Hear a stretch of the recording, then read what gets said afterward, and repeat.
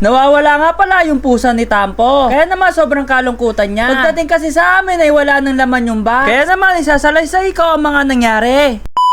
For this video nga pala ay biglang naglalambing dito si Tampo. Kapag ganito nga pala si Tampo, malamang meron niyang request. Binulong nga pala sa akin ni Tampo na gusto niya doon ng pusa. Yung pusang gusto niya nga pala ay Persian. Kaya naman nagpakitang gilas nga pala dito si Tampo. Dito nga pala ay magtatambling-tambling siya. Para naman daw ay mapa-oo ako. So, sobrang cute ni Tampo ay napa-oo na lang tuloy ako. Kaya naman naghanap na nga pala ako kung saan makakabili nito. Dito nga pala ay meron kaagad ako nakakita. Nung nalaman nga pala ni Tampo ay sobrang saya niya. Kaya naman nagpakitang gilas uli siya. Kaya naman agad nga pala ako nagpabook. Dito nga pala ay dumating na nga yung rider. Dito nga pala ay nabuksan ko na yan bago ko videohan. Dahil nga pala bigla akong nangamba. Pagsilip ko kasi ay walang laman yung box. Kaya naman binidyohan ko ito. Dito nga pala ay naramdaman ko na yung sobrang kalungkutan. Dahil nga pala sobrang excited na ni Tampo. Siyempre hindi natin to palalagpasin. Dito nga pala ay nakangiti si Tampo pero malungkot yan. Dahil pet food lang yung laman nito. Kaya naman naisipan pala namin na alamin ito. Dito nga pala binaba ko na nga pala yung box. Dito nga pala napatulala ako ng bigla. Dahil nga pala first time nga pala mangyari sa amin to. Dito nga pala napagpasyahan ko na sumama sa rider. Para sa ganun ay meron kami magpag-usapan. Bali babalik nga pala kami kung saan ito kinuha. Buti na lamang meron ako nahiraman na helmet. Kailangan kasi namin imbestiga kung ano mga tunay na nangyari. Dito nga pala nandun na kami sa seller. Nag-uusap na nga pala sila dito. Para maganda nga pala usapan ay pupunta kami sa barangay. Sa barangay kasi mapag-uusapan ng maayos. Dito nga pala nagdadasal ako na sana umayos yung pag-uusap. Nakikinig nga pala ako sa dalawang panig. Dito nga pala tuluyan pa rin ang aking kalungkutan. Syempre nga pala para nga pala ito sa aming anak. Sumunod nga pala dito yung aking asawa. Dahil nga pala siya nga pala magsasalita doon. Dito nga pala maraming salamat sa rider na nag-attend. Nandito na nga pala kami sa barangay. Nire-review nga pala namin dito yung CCTV. Dito nga pala inaalam namin kung nahulog lang. Dito nga pala mapuputol yung kwento ipagpatuloy na lang sa dulo. Kinabukasan na nga pala ito mga katampi. Hindi namin matiis yung anak namin kaya naman bumili kami ng bagong pusa. Kaya naman sobrang saya na nga pala dito ni Tampo. Dito nga pala pinangalan ni Tampo dito ay Sammy. Dahil nga pala bibili si Don David ng pusa. Ang ipapangalan pala doon ay Jandel. Dito nga pala ay tamang nood nga pala si Sammy. Sabi nga pala sa palabas ay appear kaya naman umapir si Sammy. Dito nga pala naglalaro na nga pala yung pusa. Unti-unti na nga pala ito nasasanay. Nilalaro niya nga pala yung maliit na bola. Dahil nga pala kanina nilalaro yung kamatis ni Don David. Kaya naman sinaway ko. Kaya ba mga katampi meron ba kayong ganitong pusa? Kaya nga pala gusto ni Tampo nito dahil sobrang cute. Dito nga pala marunong na nga pala siya gumamit ng buhangin. Dito na nga pala siya nadumi at naihi. Dito nga pala mukhang nagugutom na yung pusa. Kaya naman meron ako maliit na dede dito. Gusto nga pala dede ni Tampo kaso wag na. Dahil nga pala big boy na daw siya. Dito nga pala piyapadede namin yung pusa. Bali tayo ng pusa. Dahil nga pala sanay na nga pala ito kumain sa patukaan. Syempre love na love ni Tampo to kaya naman love na love din namin ito. Dito nga pala binilang nga pala namin ang kanyang bahay. Ito nga pala yung kinalabas ng kanyang bahay. Kaya kamusta nga pala siya ng alaga naming aso. Ito nga pala sa wakas meron na siyang kapatid. Sana nga pala hindi pala sila mag-away. Sa palagay ko hindi sila mag-aaway at mabait naman itong aso namin. So ayan guys, gawa na nga pala yung kulungan. Ito si Ashley, pinapanood niya yung bago niyang kapatid na pusa. Ayan, katitigan na yung dalawa guys.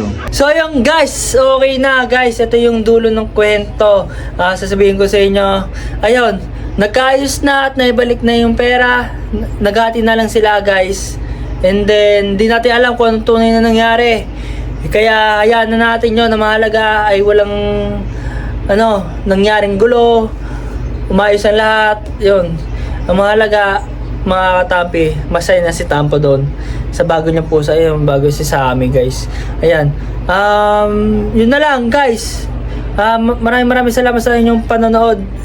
Salamat.